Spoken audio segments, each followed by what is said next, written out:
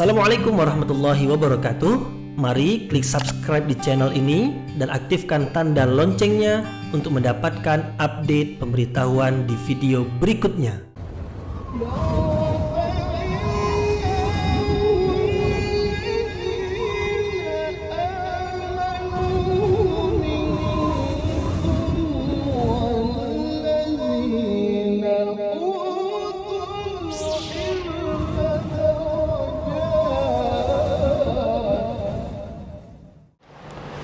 A'udzu billahi minasyaitonir rajim. Bismillahirrahmanirrahim. Assalamualaikum warahmatullahi wabarakatuh. Alhamdulillahirabbil alamin wa bihi nasta'in ala umurid dunya waddin nasta'inuhu wa nastaghfiruh wa na'udzu billahi min shururi anfusina wa min sayyiati a'malina. فمن يهده الله فلا مضل له ومن يضلل فلا هادي له أشهد أن لا إله إلا الله وحده لا شريك له وأشهد أن محمدا عبده ورسوله لا نبي بعده أما بعد. Kita bersyukur kepada Allah Subhanahu wa taala yang masih melimpahkan rahmat dan nikmatnya.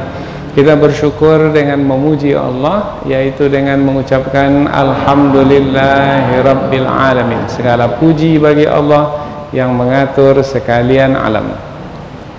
Kemudian tidak lupa pula bersalawat kepada Rasulullah dengan mengucapkan Allahumma salli ala Sayyidina Muhammad wa ala ali Sayyidina Muhammad. Dan bersalam kepada Rasulullah dengan ucapan Assalamu alayka ya Rasulullah. Alhamdulillah, kita dapat kembali meneruskan pengajian tafsir ayat-ayat suci Al-Quran yang insya Allah kita akan teruskan kepada ayat yang ke-59 dan 60 dari suratul Isra. Dua ayat, yaitu ayat 59 dan 60, menerangkan tentang tanda-tanda kekuasaan Allah yang ditetapkan oleh Allah Subhanahu wa taala sebagai mengingatkan manusia supaya mengingat Allah Subhanahu wa taala sebagai yang mengirim, yang memberikan, yang memperlihatkan, yang menunjukkan tanda-tanda kekuasaannya supaya manusia beriman kepadanya. Apabila ada yang berpaling dari Allah, mudah-mudahan menjadi lembut hatinya, terbuka matanya, kemudian menjadi tersadar akan kelalaiannya, sehingga ia kembali mentauhidkan Allah Subhanahu wa taala.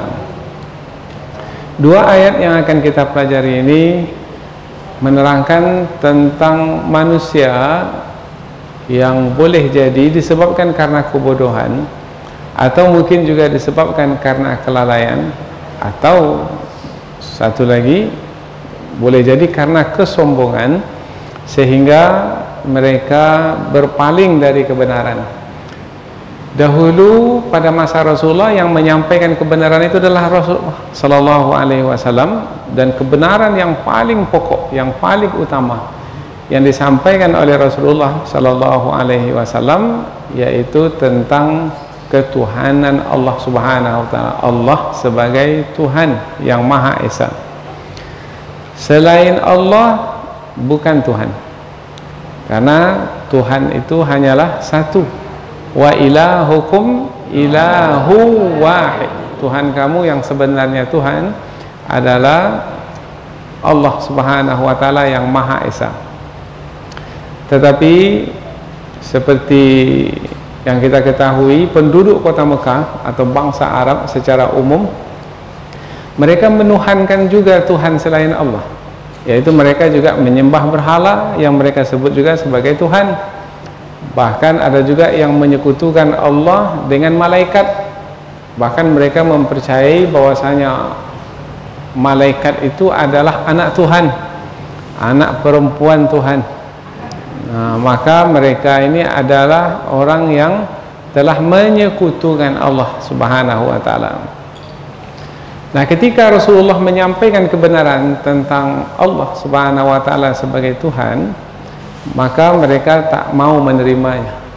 mereka enggan untuk menerima kebenaran tersebut, sampai-sampai mereka menantang Rasulullah sallallahu alaihi wasallam supaya Rasulullah bermohon kepada Allah sebagai seorang rasul supaya Allah memperlihatkan tanda-tanda kekuasaannya. Umpamanya merubah Bukit Sofa itu menjadi emas. Bukit Sofa itu adalah bukit batu yang keras, batu cadas. Tapi penduduk kota Mekah meminta kepada Rasulullah supaya bukit batu itu dirubah menjadi emas. Karena apabila berubah jadi emas, berarti terlihatlah tanda kekuasaan Allah, dan mereka mau menerima kebenaran yang disampaikan oleh Rasulullah. Atau satu lagi permintaan mereka, yaitu di kota Mekah itu banyak gunung-gunung batu. Kawasannya itu keras bebatuan, maka tidak bisa mereka bercocok tanam di situ. Lain hal dengan di Madinah. Di Madinah tanahnya subur, maka banyak yang bertanam anggur, bertanam kurma. Maka penduduk kota Mekah meminta kepada Nabi Muhammad SAW supaya Allah memperlihatkan tanda kekuasaannya berupa dihilangkannya semua gunung-gunung batu di kota Mekah, sehingga mereka bisa bercocok tanam. Itu permintaan mereka. Sebenarnya kalau dikabulkan juga permintaan itu, kira-kira kalau terkabul mereka akan beriman atau tidak? Inilah yang akan dibahas di dalam ayat yang akan kita pelajari ini. Apakah Rasulullah mengabulkan permintaan mereka itu? Tidak, Rasulullah tak mengabulkan. Apa sebab? Sebab sudah pernah berlaku pada masa dahulu, yaitu kaum-kaum terdahulu meminta tanda-tanda kekuasaan Allah dari rasul-rasul mereka, dan Allah perlihatkan tanda-tanda kekuasaannya, tetapi mereka enggan beriman. Akhirnya karena mereka tidak juga beriman, padahal keinginan mereka sudah disampaikan, maka Allah binasakan mereka. Nabi Muhammad tak mau umatnya binasa, maka Nabi tidak mengabulkan permintaan mereka itu. Kemudian di ayat yang kedua diterangkan tentang di antara tanda kekuasaan Allah pada masa dahulu, yaitu unta betina yang pernah dikirimkan kepada kaum Nabi Saleh alaihi salam. Itu sebagai tanda kekuasaan Allah. Kemudian melalui Nabi Saleh, Allah mengingatkan supaya unta itu jangan diganggu, jangan dibunuh, jangan disembelih. Rupanya kaum Nabi Saleh itu menyembelih unta itu, maka Allah gempakan bumi, kemudian mereka disambar halilintar dari langit, kemudian mereka mati bergelimpangan. Jadi Allah telah perlihatkan tanda kekuasaannya, mereka tetap enggan menerima kebenaran, maka kesudahannya adalah kebinasaan. Nabi Muhammad SAW tidak menerima permintaan penduduk kota Mekah itu, karena dikhawatirkan kalau tanda kekuasaan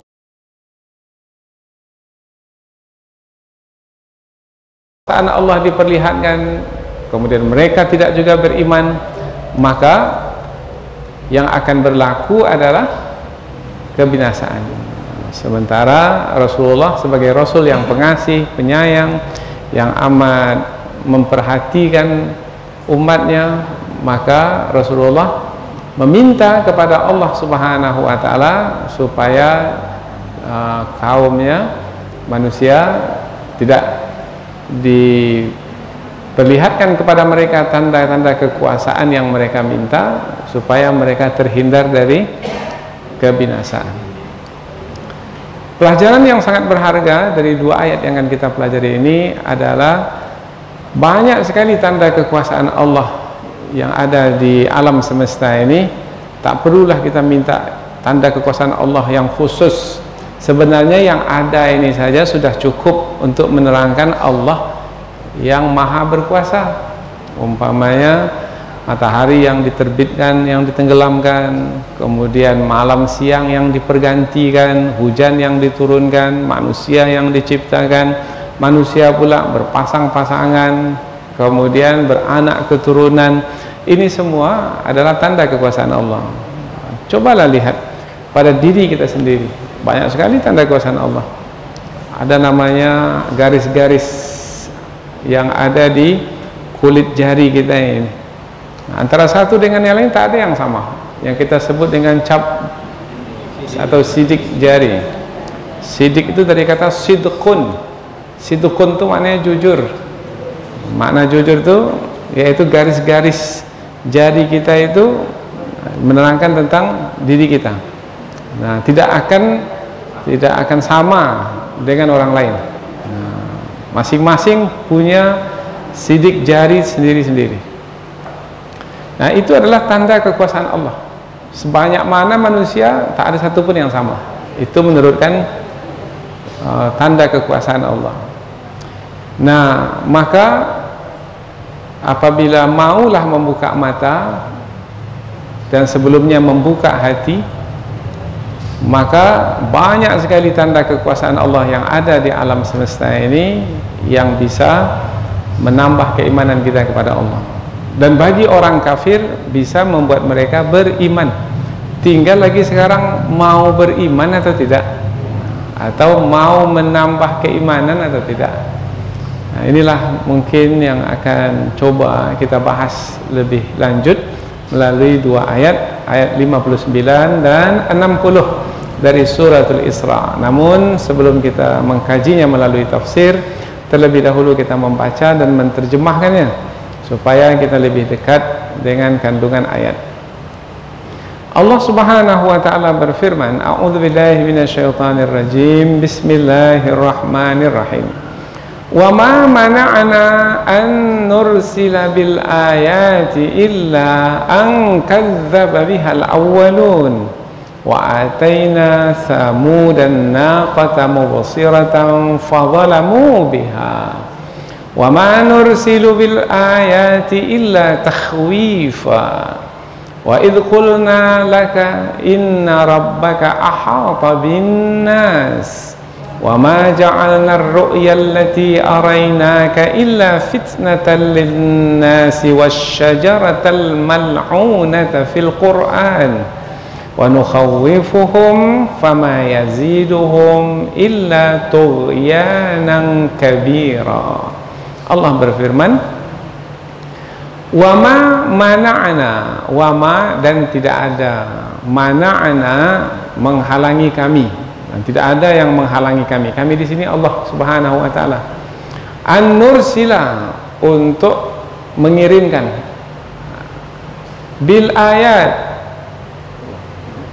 dengan ayat-ayat atau tanda-tanda kekuasaan. Dalam terjemahan ada yang ditambah supaya terasa oleh kita, karena ada di sini maf'ulun bihnya itu yang tak dibaca di sini, sebenarnya ada.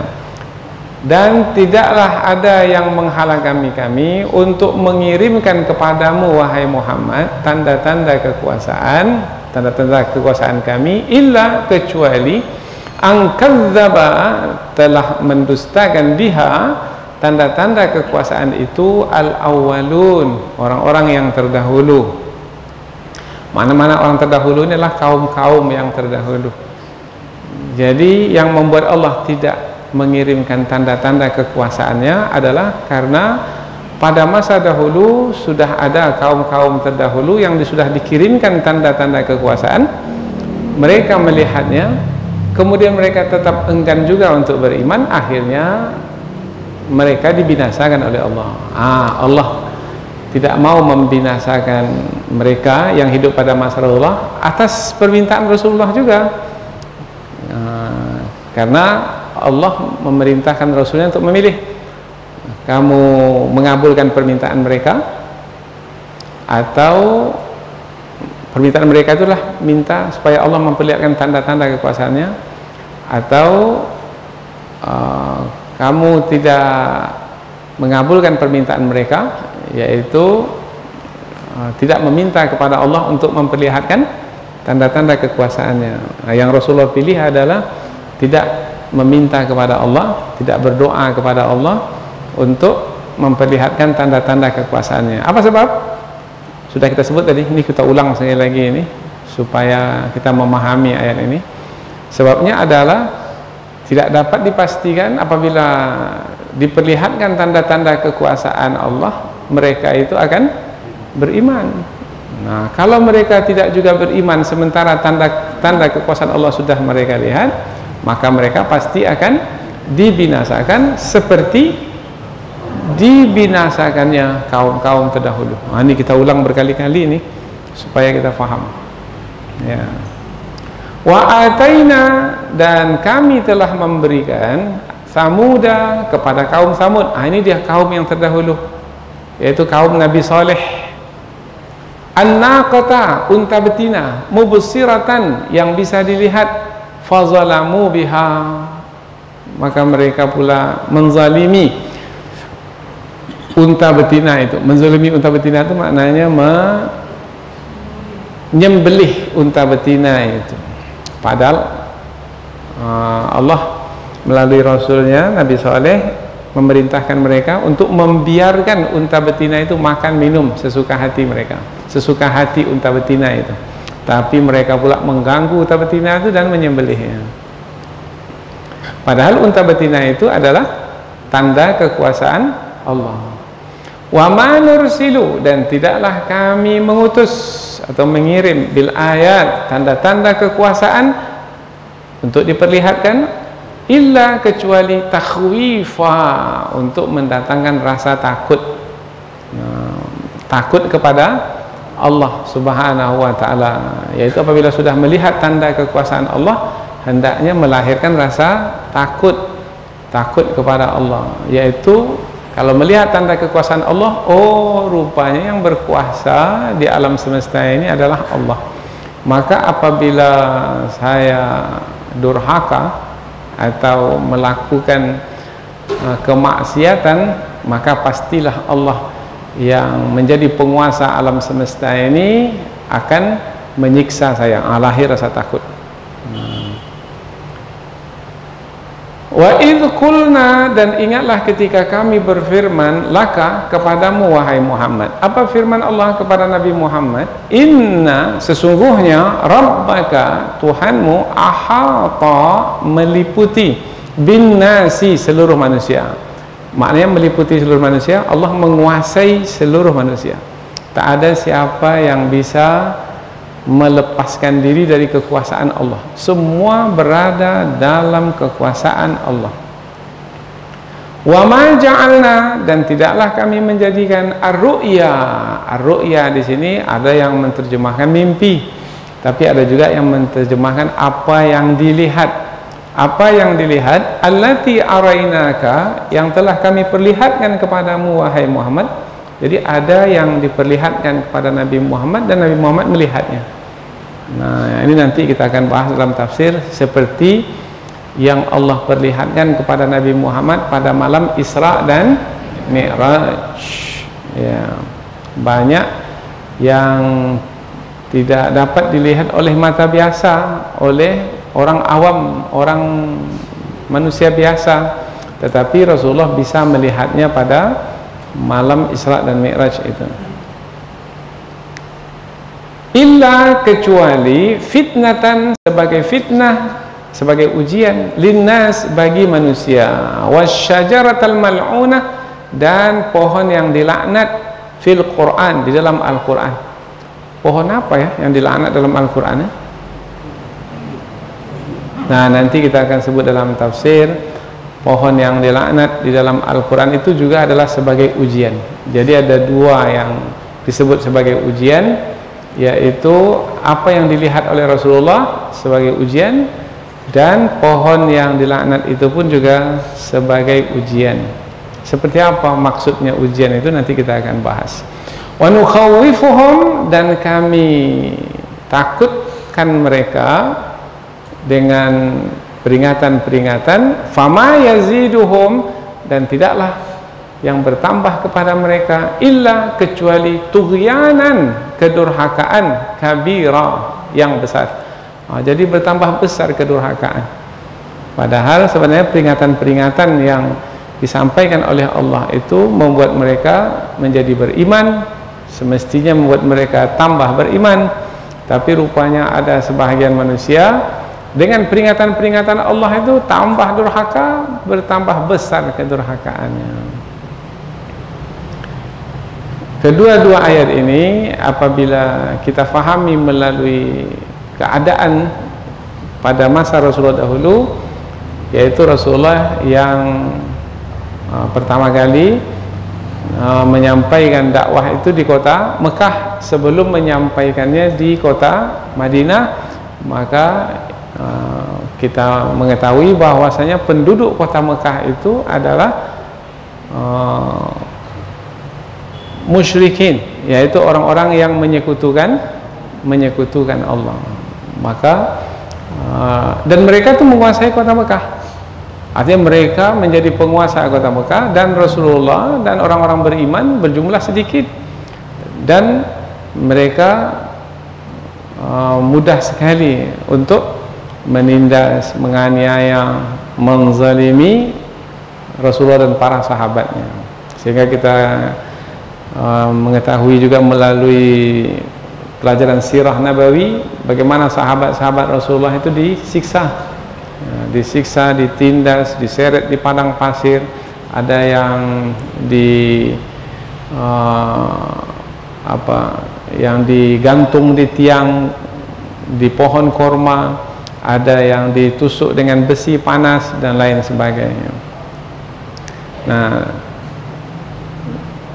apabila mereka menguasai atau berkuasa di kota Mekah, kemudian disampaikan kepada mereka kebenaran tentang mentauhidkan Allah, sementara mereka adalah orang-orang yang menyekutukan Allah, maka dengan keangkuhan yang mereka punya itu tentu mereka tidak akan mau menerima kebenaran.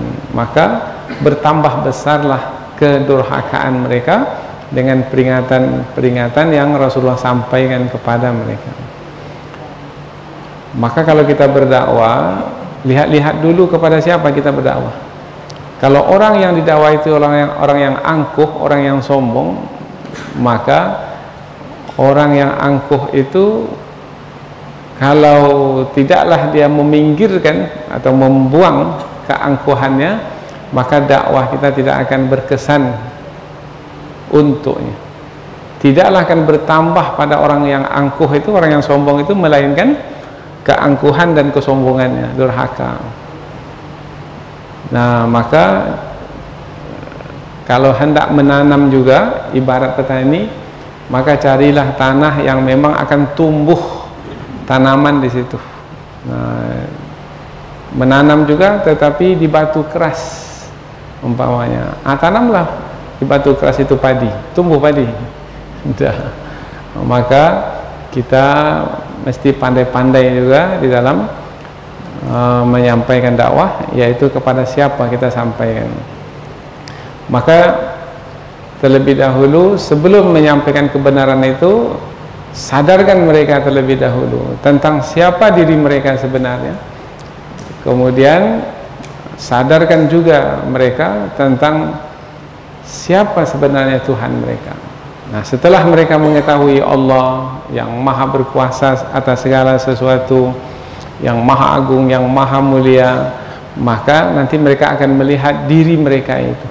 Nah, ketika mereka melihat diri mereka yang lemah, yang hina, yang tidak berdaya, yang memiliki keterbatasan, maka hilang keangkuhan dan kesombongan. Nah, ketika itu apabila disampaikan kebenaran, maka kebenaran akan mereka terima. Tetapi kalau tidak, maka seperti yang kita dengar dalam kisah-kisah seperti Raja Namrud umpamanya, Fir'aun penguasa negeri Mesir, kaum-kaum terdahulu yang kononnya mereka ini kuat-kuat, hebat-hebat, tetapi kesudahan mereka adalah kebinasaan disebabkan karena menolak kebenarannya. Jadi dua ayat yang akan kita pelajari ini adalah peringatan bagi kita. Maka judul pengajian kita tanda-tanda kekuasaan sebagai peringatan. Baik, kita mulai pengajian, yaitu ayat 59 dan 60. 59 terlebih dahulu. Sebelum kita mulai ayat ini, kita lihat pula kepada ayat yang sebelumnya, bahwasanya di ayat sebelumnya Allah Subhanahu wa taala menerangkan tentang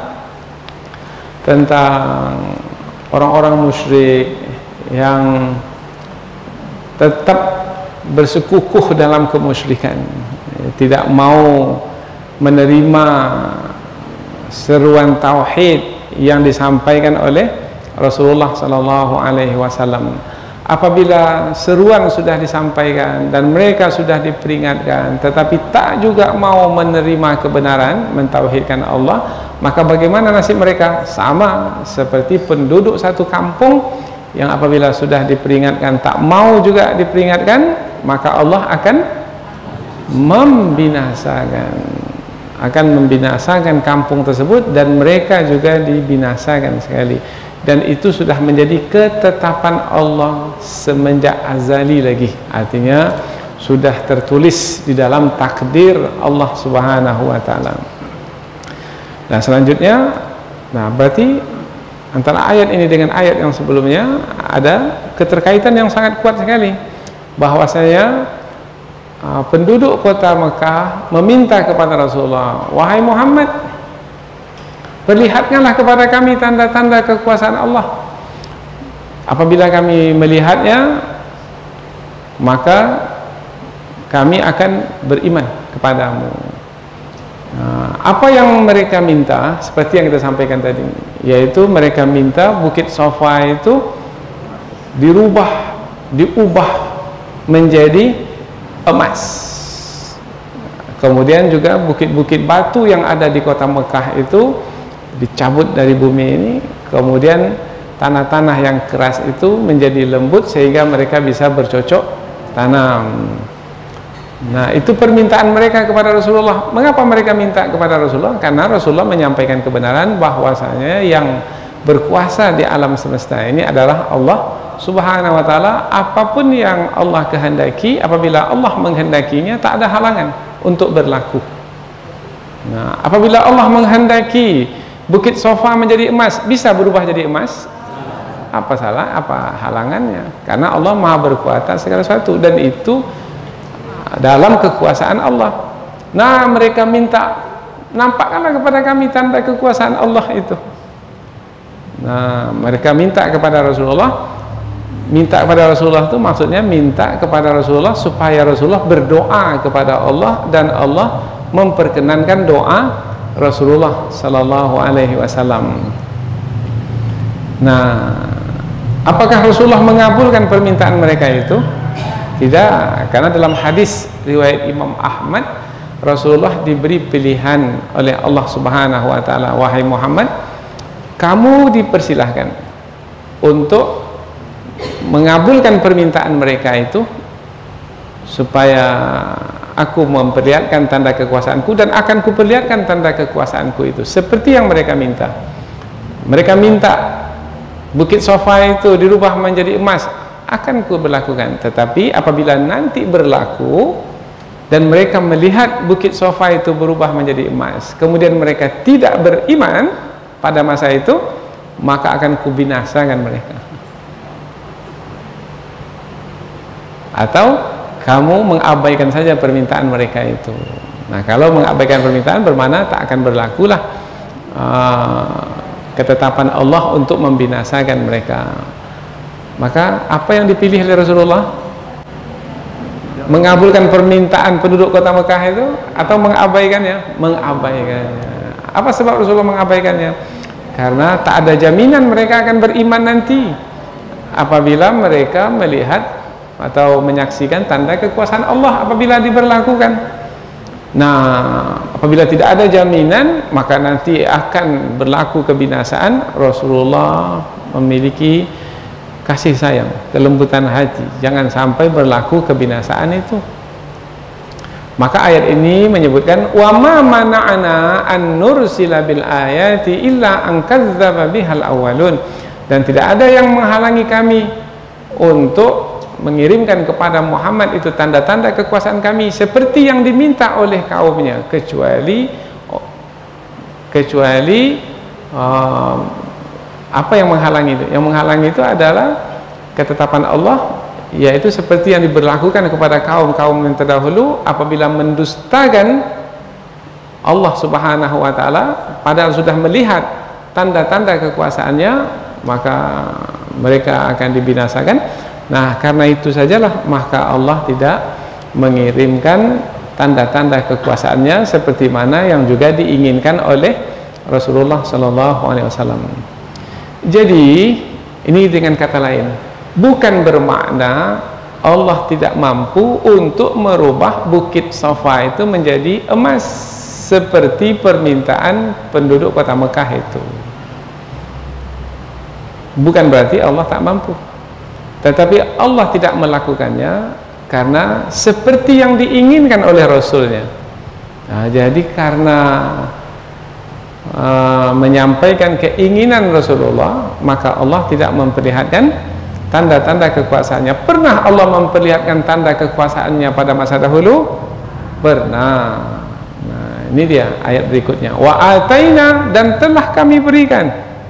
Sudah ada tanda kekuasaan dahulu kepada Samud, kepada kaum Samud, yaitu kaum Nabi Saleh alaihi salam. Apa tanda kekuasaan Allah itu? An-naqah. An-naqah maknanya unta betina. Nah, Allah bisa memperlihatkan tanda kekuasaannya apa yang dia suka. Umpamanya unta betina sebagai tanda kekuasaannya, kalau itu memang kehendak Allah, itulah dia tanda kekuasaan Allah. Ada lagi tanda kekuasaan Allah umpamanya melalui mukjizat-mukjizat yang diberikan kepada setiap nabi dan rasul. Nah, macam-macam mukjizat. Dan apakah umpamanya mukjizat sudah diperlihatkan kepada mereka seperti mukjizat Nabi Musa alaihissalam? Apa mukjizat Nabi Musa? Tongkat yang berubah menjadi ular. Dan mereka menyaksikan tidak tongkat itu berubah menjadi ular? Menyaksikan. Tapi apakah mereka beriman? Nah, itu dia. Ini contoh. Nah, begitu juga kaum Samud, yaitu unta betina yang merupakan tanda kekuasaan Allah. Jadi ada tongkat, ada unta betina, ada bulan dibelah, ada air yang keluar dari jari-jari Rasul, ada macam-macam tanda-tanda kekuasaan Allah. Mubsirah maknanya yang bisa mereka lihat. Nah, jadi bukan cerita, bukan yang tak nampak atau yang gaib, tidak, yang bisa mereka saksikan. Fazalamu biha, mereka menganiayanya itu maknanya menganiaya unta betina itu dengan membunuh unta betina itu. Ini kita jumpai di dalam ayat yang lain ketika Nabi Saleh mengatakan, wa ya qaumi, wahai kaumku, hadhihi naqatullah, ini dia unta betina Allah, lakum, bagi kamu, ayah, sebagai tanda kekuasaan Allah. Fadharuha, biarkan unta betina itu ta'kul fi ardillah, makan di bumi Allah, jangan ganggu. Nah, kalau kamu ganggu, maka fayakhudzakum, maka kamu akan ditimpa azabun qarib, azab yang dekat. Artinya tak lama setelah kamu mengganggu tanda kekuasaan Allah itu, kamu akan mendapat siksaan. Apa yang berlaku? Kaum Nabi Saleh itu, kaum Samud itu, fa'aqaruha, mereka membunuh unta betina itu. Fadamdama alaihim rabbuhum bidzambihim, Allah binasakan kaum Samud itu. Dengan apa Allah binasakan? Fa'akhadathumur rajfah. Ar-rajfah maknanya gempa.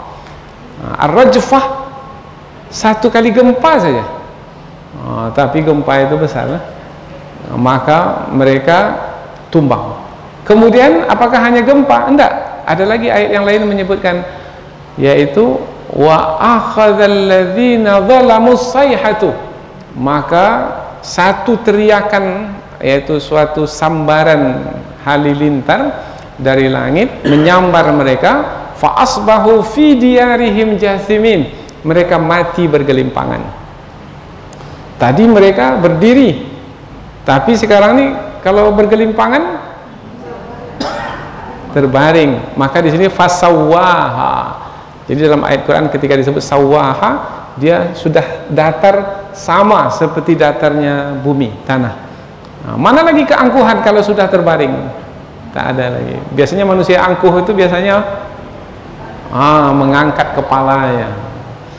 Diangkatnya kepalanya, membusungkan dada. Tapi kalau sudah mati bergelimpangan, tak ada lagi keangkuhan, tak ada lagi kesombongan. Itu nasib kaum Tsamud pada masa dahulu. Wa ma nursilu bil ayat, dan tidaklah kami mengirimkan tanda-tanda kekuasaan kepada manusia itu illa takhwifa, kecuali untuk mendatangkan rasa takut kepada manusia. Tetapi tak semua manusia memiliki rasa takut. Apa sebab? Ketika Nabi Saleh mengatakan kepada kaumnya, wahai kaumku, ini dia unta betina Allah, jangan kamu ganggu, apalagi kamu membunuhnya. Biarkanlah dia minum, fasuqiyaha, biarkan dia minum, biarkan dia makan, ta'kul fi ardillah, di bumi Allah. Tapi apa kata kaum Nabi Saleh ini? Ya Saleh, ya Saleh, u'tina bima ta'iduna in kunta minal mursalin. Wahai Saleh, perlihatkanlah kepada kami mana dia kekuasaan Allah itu yang akan membinasakan kami, jika kamu memang, wahai Saleh, adalah Rasul yang diutus. Itu namanya apa namanya itu? Menantang. Maka dalam masa 3 hari fa asbahu fi diyarihim jathimin, mereka mati bergelimpangan. Di mana mereka mati? Fi diyarihim, di rumah mereka. Tak sempat keluar rumah, dalam rumah itu mati gelimpangan. Biasanya manusia kalau gempa itu tetap dalam rumah atau keluar berhamburan. Tak sempat keluar rumah. Fi diyarihim, di dalam rumah mereka. Jathimin, mati bergelimpangan. Nah, Rasulullah tak mau yang berlaku pada kaum Tsamud dahulu berlaku pula kepada kaumnya. Maka permintaan kaumnya itu diabaikan. Faham kita ya ayat ini kan? Nah, jadi ayat ini menerangkan peringatan Allah, tapi dalam waktu yang sama juga menerangkan tentang betapa kasih sayangnya Rasul kepada umat ini, sehingga tidak mau meminta seperti apa yang diinginkan oleh kaumnya, seperti dahulu diminta oleh kaum-kaum Rasul yang dikirim sebelum Rasulullah sallallahu alaihi wasallam. Ayat berikutnya, wa idz qulna laka, dan ingatlah wahai Muhammad ketika kami berfirman kepadamu. Apa firman Allah? Inna rabbaka, sesungguhnya Tuhanmu wahai Muhammad, ahata bin nas, meliputi seluruh manusia. Wahai Muhammad, Allah berkata kepada Nabi Muhammad, sesungguhnya aku wahai Muhammad meliputi seluruh manusia. Makna meliputi seluruh manusia, aku menguasai seluruh manusia tanpa terkecuali. Sekuat apapun manusia itu, sepintar apapun manusia itu, sebanyak apapun pengikut manusia itu, aku menguasai seluruh manusia tanpa terkecuali. Maka apabila aku menetapkan siksaanku ke atas manusia, manusia tak akan mampu untuk menghindar atau menolaknya. Kalau itulah penyampaian dari Allah kepada Rasul, bagaimana hati Rasul?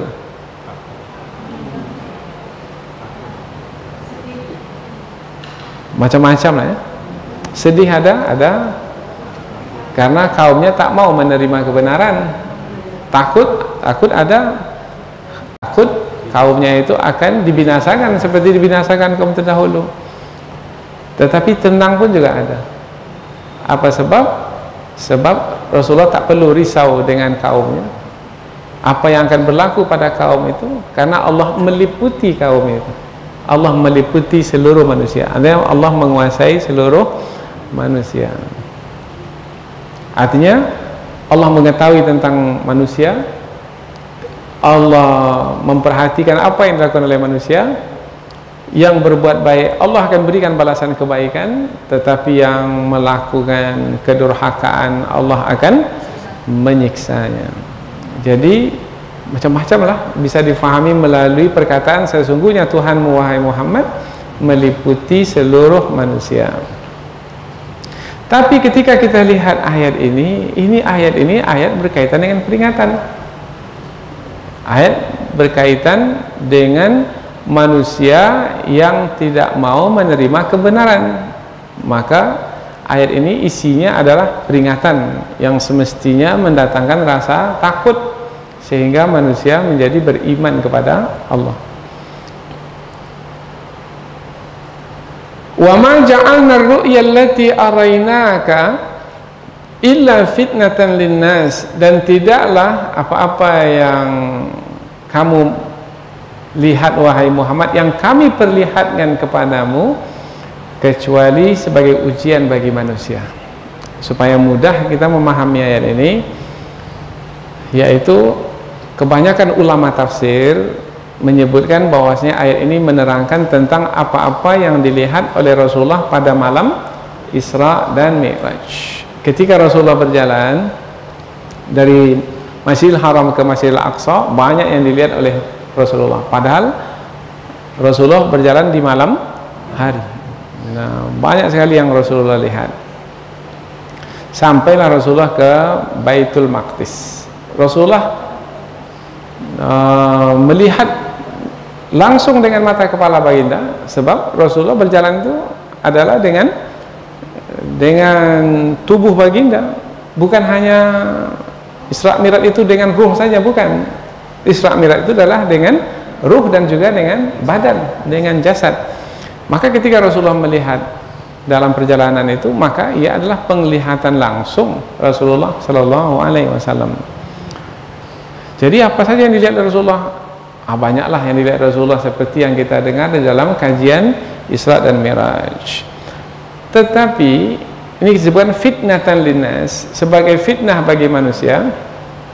Penduduk kota Mekah, kafir Quraisy, tidak bisa menerima penyampaian Rasulullah bahwasanya pada malam itu telah melakukan perjalanan dari Masjidil Haram ke Masjidil Aqsa.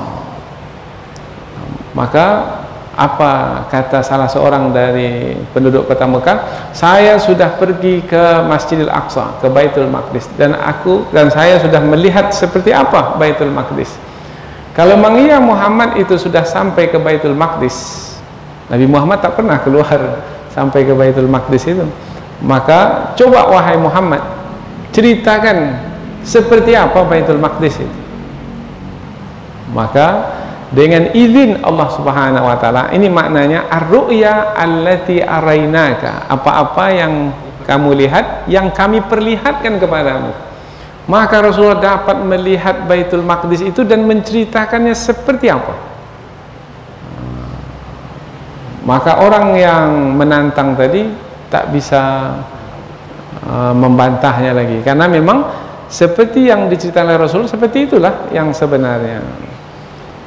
Nah, hanya saja ini fitnatan linnas, yang dilihat oleh Rasulullah itu menjadi fitnah bagi manusia, yaitu yang beriman bertambah kuat keimanannya kepada Rasul, tetapi yang tidak beriman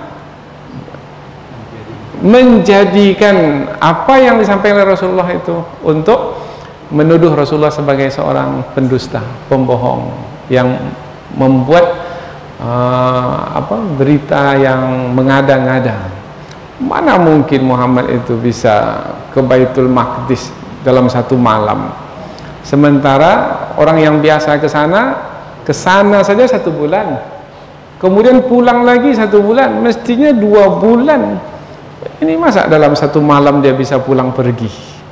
Kemudian Rasulullah perjalanan bukan hanya ke Baitul Maqdis pada malam itu, juga ke langit, ke Sidratul Muntaha, dan juga melihat macam-macam yang dilihat Rasul, sampai melihat nabi-nabi yang ada di langit, Nabi Adam, kemudian juga bertemu dengan Nabi Musa, Nabi Isa alaihi salam, dengan Nabi Ibrahim alaihi salam, bahkan dibawa masuk ke neraka, melihat penghuni neraka, kemudian masuk ke dalam surga, melihat penghuni surga, itu semua kan yang diperlihatkan oleh Allah Subhanahu wa taala. Kemudian Rasulullah menceritakannya kembali. Maka apabila manusia mendengarkannya, maka itu jadi ujian bagi manusia. Yang beriman seperti Abu Bakar bertambah keimanannya, tetapi yang tidak beriman bertambah kekufurannya. Itu yang disebut fitnatan linnas, sebagai ujian bagi manusia. Maka ada di antara orang-orang kafir Quraisy itu menyampaikan kepada Abu Bakar, wahai Abu Bakar, kamu masih percaya kepada sahabatmu itu? Semalam dia mengatakan pergi ke Baitul Maqdis, kemudian sampai ke langit, kemudian dalam waktu yang singkat sampai lagi kota Mekah. Kamu percaya enggak apa yang dia ceritakan itu? Apa jawaban Abu Bakar? Kalau tentang berita langit saja dia sampaikan kepada aku dan aku mempercayainya, apalagi berita tentang yang masih ada di bumi ini, tentang Baitul Maqdis, tentang apa yang dia lihat. Maka lebih mudah bagiku untuk mempercayainya, karena bagiku dia adalah seorang Rasul, utusan Allah Subhanahu wa taala. Maka apa yang berlaku pada dirinya itu adalah sebagai tanda kekuasaan Allah, dan apa yang tidak bisa Allah lakukan pada hambanya kalau Allah yang melakukannya. Karena Rasulullah berjalan pada malam itu sebenarnya bukan Rasulullah yang berjalan sendiri, tetapi Allah yang memperjalankan Rasulullah. Subhanalladzi asra bi 'abdihi lailan minal masjidil haram ilal masjidil aqsa. Nah, di situ keadaan sebagai ujian, yaitu manusia yang berhasil dalam ujian bertambah keimanan, manusia yang gagal dalam ujian, sampai ada yang sudah beriman itu jadi murtad. Ada pada waktu peristiwa Isra dan Mi'raj itu, jadi tak percaya kepada Rasulullah, jadi berpaling dari kebenaran. Ini disebutkan di dalam tafsir. Maka disebutlah peristiwa Isra dan Mi'raj itu sebagai ujian.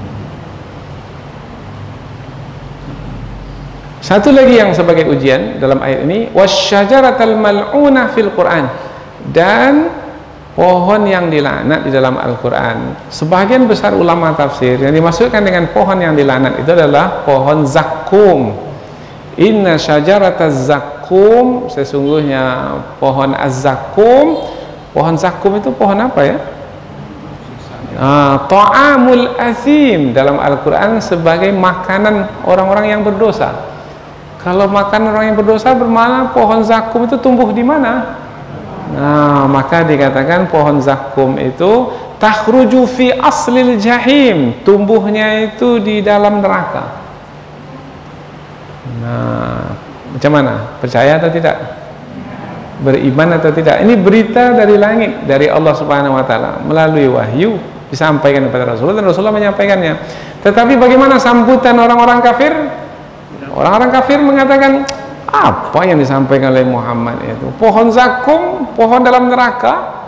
Mana ada pohon dalam neraka? Neraka itu panas, apinya menyala-nyala, maka setiap pohon yang tumbuh pasti terbakar. Mana ada pohon yang tumbuh di neraka? Karena semua api di sana. Sebenarnya perkataan itu perkataan untuk menolak kebenaran. Sampai ada yang mengolok-olok Rasul. Seperti dalam riwayat disebutkan Abu Jahal mengolok Rasul.